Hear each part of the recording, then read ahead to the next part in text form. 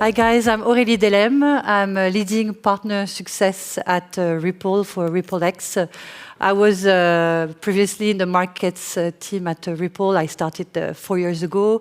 I have 20 years experience between finance and tech. With IBM, I was an IT architect, Deutsche Bank heading FX structuring, and Bank of New York also on the trading floor. And so here with us, we have like the wonderful Maaike van de Veen. Thank you. The Chief Business Officer at XRPL Labs, rebranded now as Xaman. So very excited about that. And so we're going to talk about business. So first question for you. So, first Maaike, sorry, I forgot to present that you have like 20 years experience, also like mostly in IT, business management, consultancy, so you bring a lot of experience with you to Xaman. So first question to you. So tell us more about the XRPL Lab journey and why you picked XRPL Labs. So I picked XRPL Labs when it was presented to me the opportunity to join the team, because it is an amazing team. I was looking into their track record, and I was so impressed with everything that they've built and how they invested onto the ledger already. So even prior to the founding of our company, which was officially in 2019, as the XRPL Labs team and the Xaman wallet, the founders were already building, they invested their own time in research and development right onto the ledger, and that was so impressive to see what they've actually built already, and to tap into that and coming into the team, that was great. So for me, next steps were going to be, we have a sustainable wallet, we have the security on point, we've built for years and years now, and next step was actually going to be my own mission, is to take it to market, to grow new markets and to have a different strategy when it comes to how can we definitely build more utility onto the ledger. So that's actually what my first mission was when I joined the team. Yeah. And so you're also the first woman at XRPL Lab and the first business person? I was the first woman to be added to the team. So I came from a 20 years of IT and tech and finance, most primarily. And being added to the team, it gives a different dimension when the first woman is added to the team. So that was a really nice experience. Yeah. You go? Yeah. Go. Yes.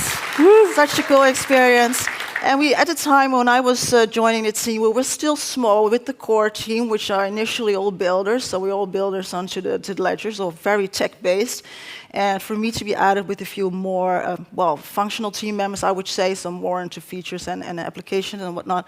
It was a nice transition to already have and started out when we joined. Yeah. They're definitely lucky to have you. Huh? So perfect. So perhaps a basic question, because we're at Apex and a very XRPL developer conference, but why did XRPL Lab focus on XRP Ledger? Yeah.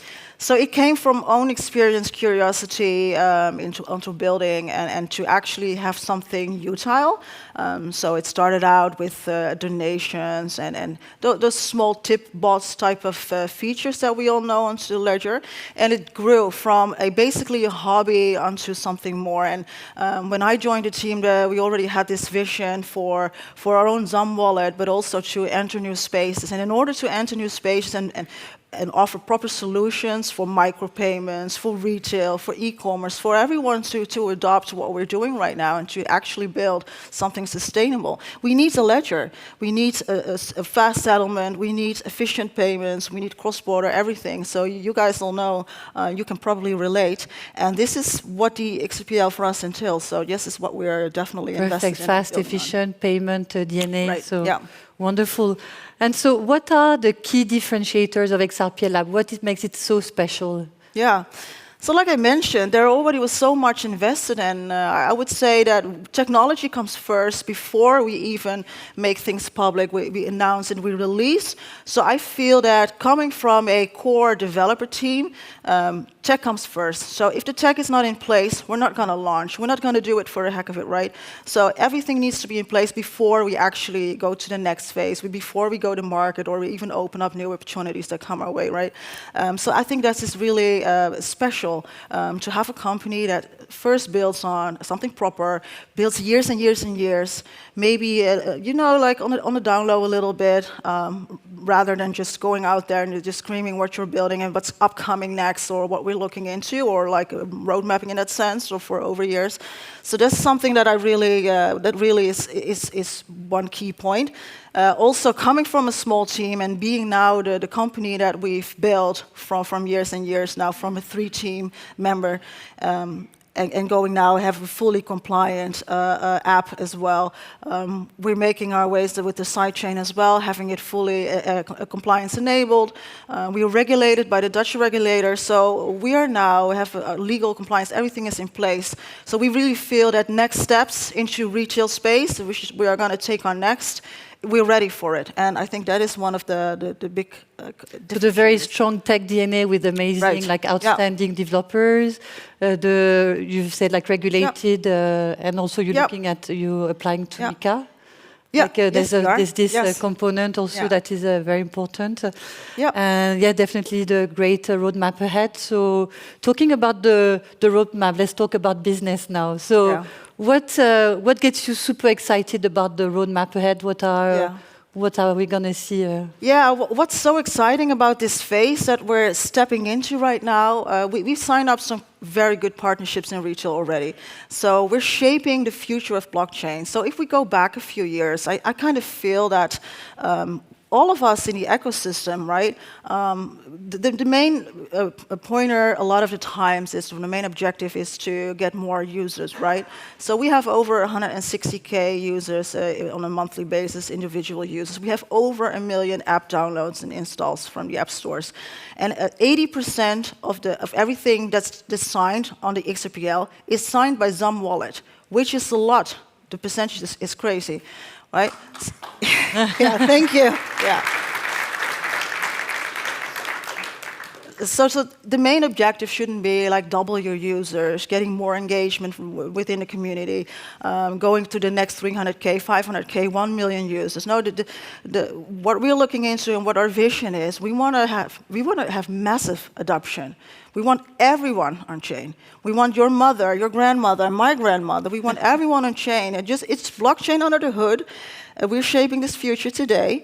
It doesn't matter if there are enough incentives or triggers for people to start using Xaman or to start using the blockchain for their personal needs, like the gaming, ticketing, maybe even NFTs, payments in shops, on e-commerce platforms, and so on and so forth. Then we create massive adoption, and then we are definitely contributing to the ecosystem.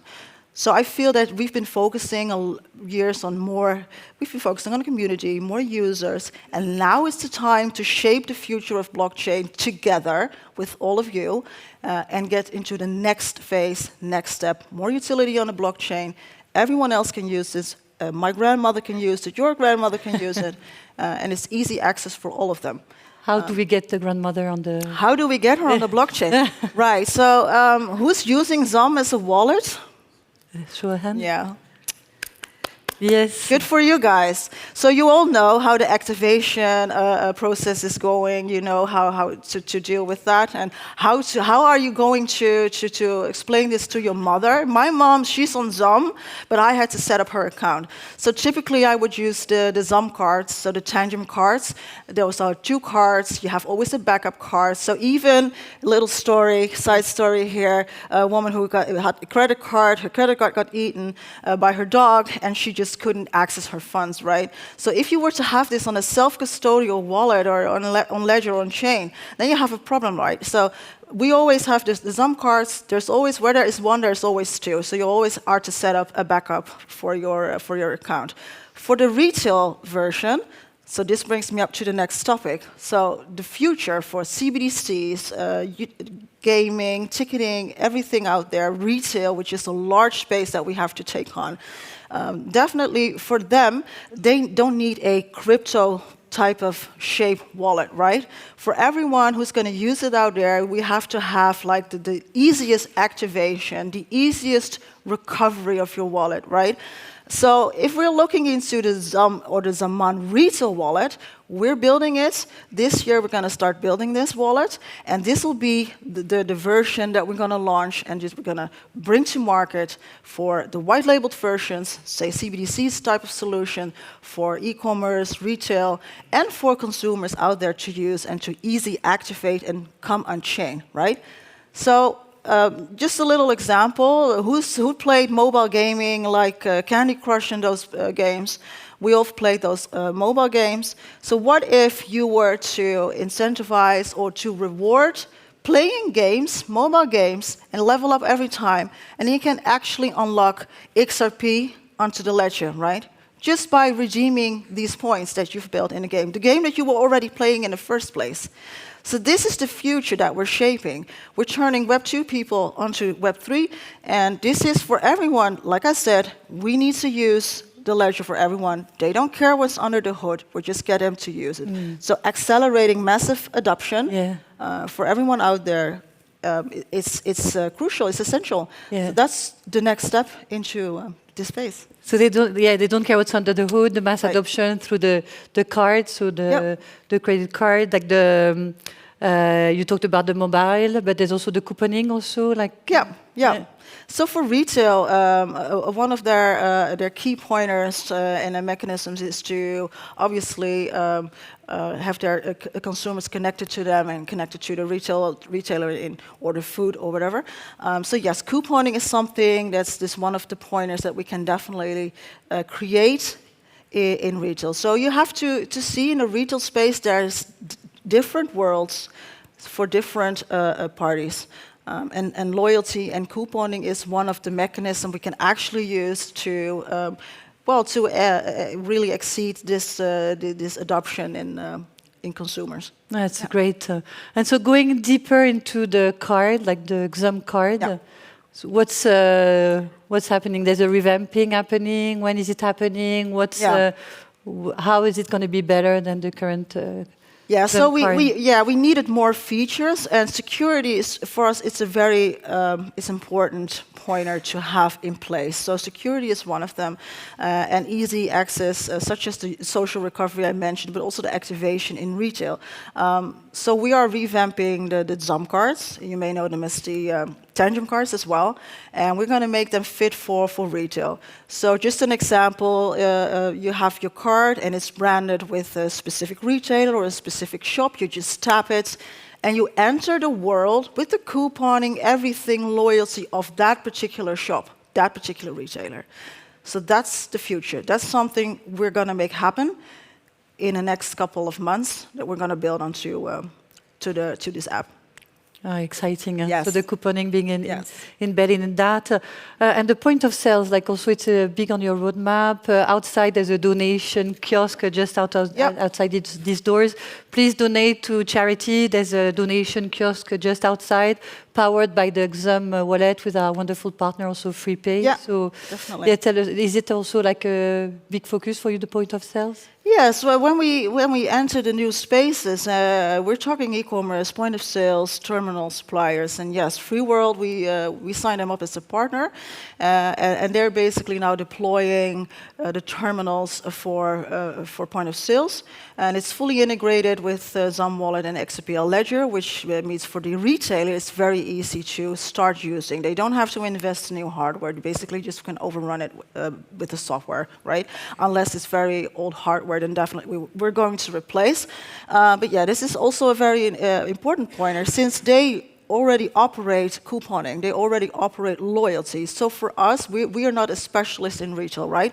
So we provide the technology for the retailer and the platform to be able to offer this to their end customers, right?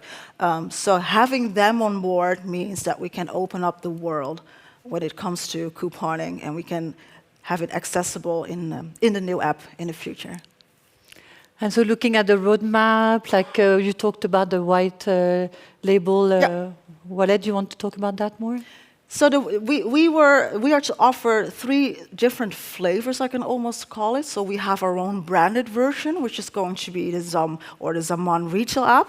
This is going to be used for everyone out there who doesn't need to style it or depending on what the needs are. We have a customizable version, and you have to consider this is it's a styling sort of pack, so it may be a different configuration initially, and a white labeled version if we're talking to solutions for maybe countries on a CBDC level, if we want to help out the citizens in that sense, and we're talking to central banking, we're talking to commercial banks, it's a different solution, and this means that we have a fully customized and white labeled app for these specific goals and these specific services that we are definitely going to be offering in the future as well. Yeah. Exciting roadmap ahead, huh? Between the white label wallets, the point of sales, the card being revamped, and now the hooks. So tell us more about hooks, like especially in the context of retail, which is the topic of today. Like, why do we care about hooks? Why is it so important? And what's the impact for retail? Yeah. So in order to process or to burn coupons, there needs to be smart contracts in place. So I feel that we definitely need, for retail and for all types of solutions, that we will be providing the technology in blockchain of, we definitely need smart contracts in order to process certain flows, right? To stimulate these flows. Because now we have, obviously, the current XRPL mainnet, and we currently have the Xaman app. It's not catered to the mass, right? It's not catered to the rest of the world. So with the app, with the retail app, along with the revamped, how you're referring to it, Xaman cards, we definitely have a new way to enter these spaces. And perfect. Yeah. No, I feel definitely to get my grandmother, actually, the couponing is a great way to do that. And what you're saying is like without hooks, it's going to be, you need that, definitely. Perfect.